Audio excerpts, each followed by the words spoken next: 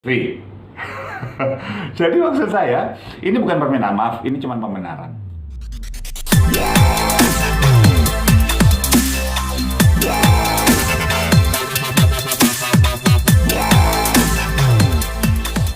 Kemarin Lutfi Agizal sudah memberikan preskon ya.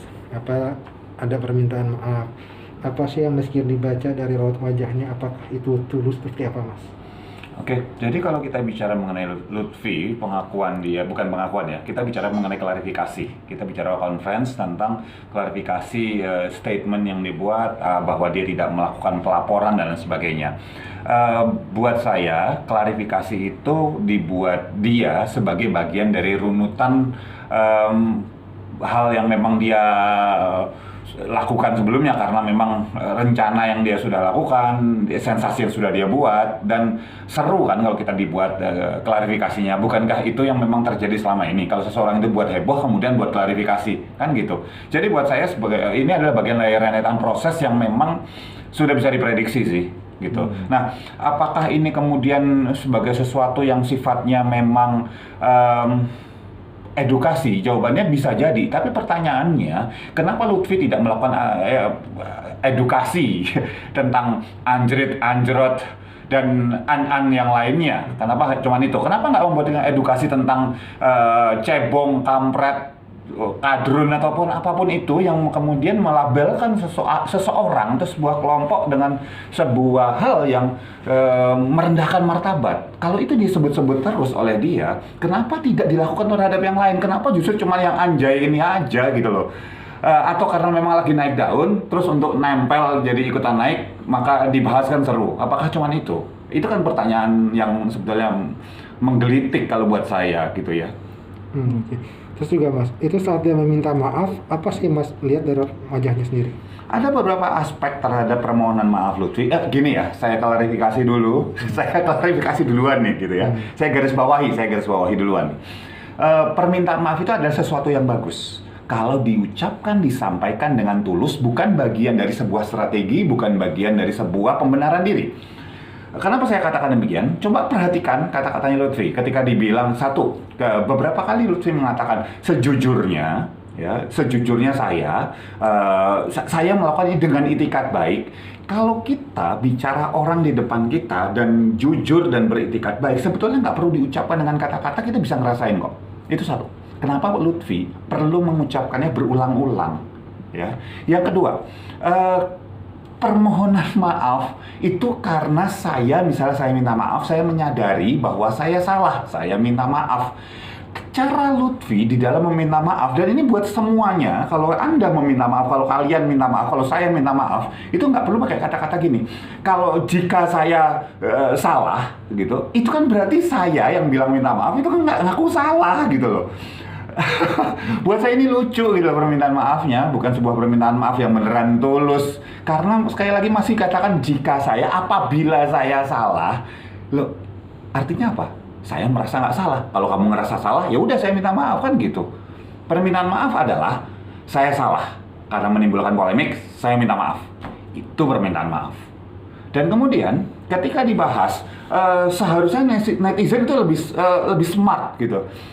Wow, seharusnya netizen smart. Netizen itu ada yang memang smart, ada yang memang mungkin setengah-setengah smart, ada yang mungkin menurut yang ini nggak smart, misalnya seperti itu.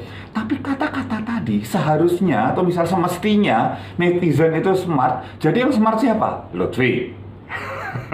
Jadi maksud saya, ini bukan permintaan maaf, ini cuma pembenaran. Mas, tapi dari cara dia berbicara ada ketakutan nggak sih Mas? Karena dia kan selama ini diserang terus. Dibully, serang juga. Ada ketakutan nggak Mas?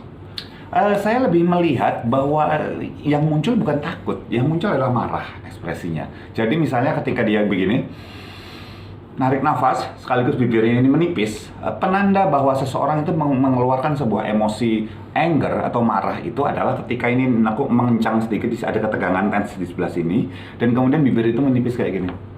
Gitu. Itu lebih cenderung marah. Kalaupun misalnya dia kayak merasa kayaknya kayak bingung kayak sekarang, ekspresi utamanya tetap marah.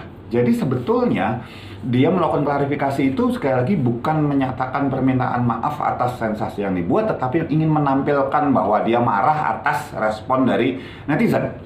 Nah, saya nggak bilang bahwa Lutfi salah, netizen benar, atau sebaliknya. Tetapi yang bisa saya sampaikan adalah cara dia meminta maaf itu tidak proper sebagai sebuah permintaan maaf. Itu satu. Yang kedua, kenapa kalau memang misalnya mau berbuat tanda petik baik gitu ya, supaya nggak ada orang menggunakan itu untuk merendahkan martabat orang lain, untuk ngomong kotor segala macam, itu sebetulnya tidak memenuhi harkatnya, karena orang menggunakan kata anjay itu untuk macam-macam akhirnya. Anjay, masakannya gitu banget, walaupun sekali lagi saya garis bawahi, Kirdi Putra tidak suka kata-kata itu, gitu. Saya nggak nyaman ada orang yang ngomong anjay, onja-enjoynya gitu. Saya nggak nyaman. Tapi bukan berarti saya harus bertindak nggak adil, nggak fair. Kata-kata anjay bisa dipakai untuk memaki orang, bisa, gitu. Orang ngomong singkong aja maki orang, udah dasar singkong, gitu kan bisa untuk maki orang, gitu. Ya semua kata bisa untuk maki-maki orang, gitu. Dasar keong, gitu. Misalnya untuk ngatain orang yang lambat, nggak harus anjing, nggak harus anjay, nggak harus anjrit. Kenapa nggak yang lain? Kalau dibilang bahwa ingin mencegah supaya tidak generasi muda, remaja gitu, seolah-olah ini teknik komunikasi luar biasa. Menggunakan sebuah komunitas atau populasi yang lebih banyak seolah-olah mewakili suaranya kemudian untuk menjadi sebuah pembenaran. No, itu teknik komunikasi, itu teknik mass communication, itu teknik penggalangan opini publik. Kalau misalnya mau beneran untuk care sama remaja, buat saya ya Pak itu dong, mulai bahas dong. Ketika mulai berantem soal dari zaman-zaman politik itu mencebong, kampret segala macam itu kan penggunaan bahasa juga. Loh kenapa dia nggak mulai dari situ? Lebih jelas, lebih banyak manfaatnya. Kalau buat saya simpel, ini ada sebuah hal yang lagi naik daun, track naik band ke atas aja sih buat saya. Mas, minta maaf ini kan mungkin berasal dari penyesalan, tapi yang Mas lihat dari seorang Lutfi ini ada penyesalan nggak Mas dari yang dia buat konten edukasi seperti ini? Kalau buat saya tidak ada penyesalan, yang muncul adalah emosi penyesalan itu sadness, sedih gitu. Ini emosinya adalah emosi lebih kepada marah. Tetapi marah juga ada karena munculnya terlalu sering. Buat saya bahwa emosi marahnya bahkan cenderung tanda petik kayak dibuat-buat malahan. Jadi gini, itu kan opini saya, Tapi sebetulnya yang ditampilkan itu, misalnya begini,